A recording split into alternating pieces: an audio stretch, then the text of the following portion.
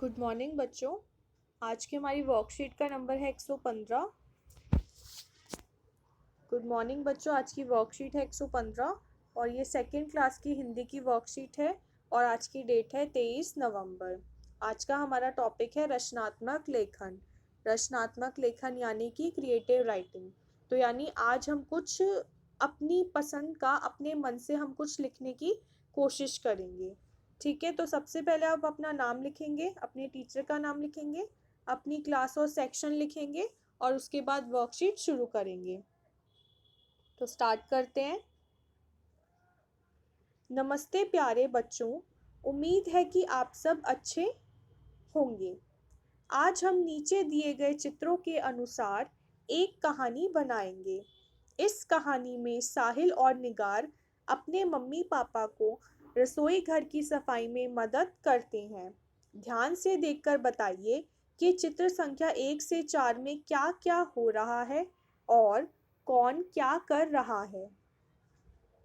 आपकी मदद के लिए कुछ शब्द और वाक्यांश दिए गए हैं। इन शब्दों वाक्यांशों को वाक्यों में प्रयोग करके एक नई कहानी बनाकर अपने घर के सदस्यों को सुनाइए। अपनी बनाई गई कहानी को अपनी पसंद का नाम भी दीजिए। अब क्या है बच्चों, जो साहिल और निगार हैं वो अपने मम्मी पापा की रसोई घर साफ करने में हेल्प कर रहे हैं। तो हमें यहाँ पर चित्र दिया गया है और उसके साथ ही हमें यहाँ पर कुछ वाक्यांश भी दिए गए हैं। वाक्यांश यानी कि हमें वाक्यों के अंश दिए गए हैं, हमें उनका इस्तेमाल करके जो है वाक्य बनाने हैं। तो सबसे पहले हम ये चित्र देख लेते हैं कि चित्र 1 से लेकर 4 में हो क्या क्या रहा है। तो बच्चों, इस चित्र में ये लोग सफाई कर रहे हैं और इनके हाथ में क्या है, कुछ ना कुछ सामान है। ये क्या है, बर्तन उठाकर ले जा रहे हैं। और दूसरे चित्र में क्या है कि पापा बर्तन धो रहे हैं और निगार और जो साहिल है वो उनकी मदद कर रहे हैं।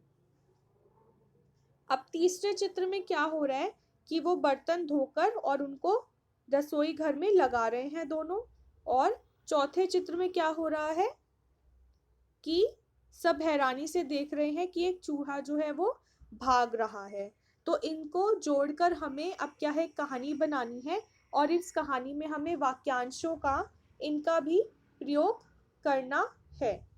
ठीक है, तो हम सबसे पहले कहानी में ये बता सकते हैं कि जो साहिल और निगार है वो अपने घर की और अपने आंगन की सफाई कर रहे हैं। सभी लोग डिब्बे और बर्तन उठाकर बाहर रख रहे हैं। उसके बाद क्या हो रहा है, पापा बर्तन धो रहे हैं। नहीं, इससे पहले आएगा कि बर्तनों को सब मिलकर बाहर निकाल रहे हैं। एक बार स्टार्टिंग से करते हैं। साहिल और निगार अपने मम्मी पापा की घर, रसोई घर और आंगन साफ करने में मदद कर रहे हैं। सभी लोग बर्तनों को बाहर निकाल रहे हैं। उसके बाद रसोई घर की सफाई की जा रही है। पापा बर्तन धो रहे हैं और बर्तनों को धोने के बाद उन्हें गीले कपड़ों से कौन पोंछ रहा है, निगार उन्हें गीले कपड़ों से पोंछ रही है।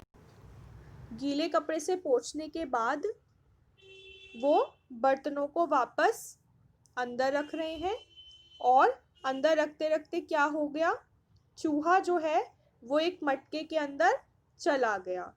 चूहा कहाँ चला गया, मटके के अंदर चला गया। और उसके बाद जब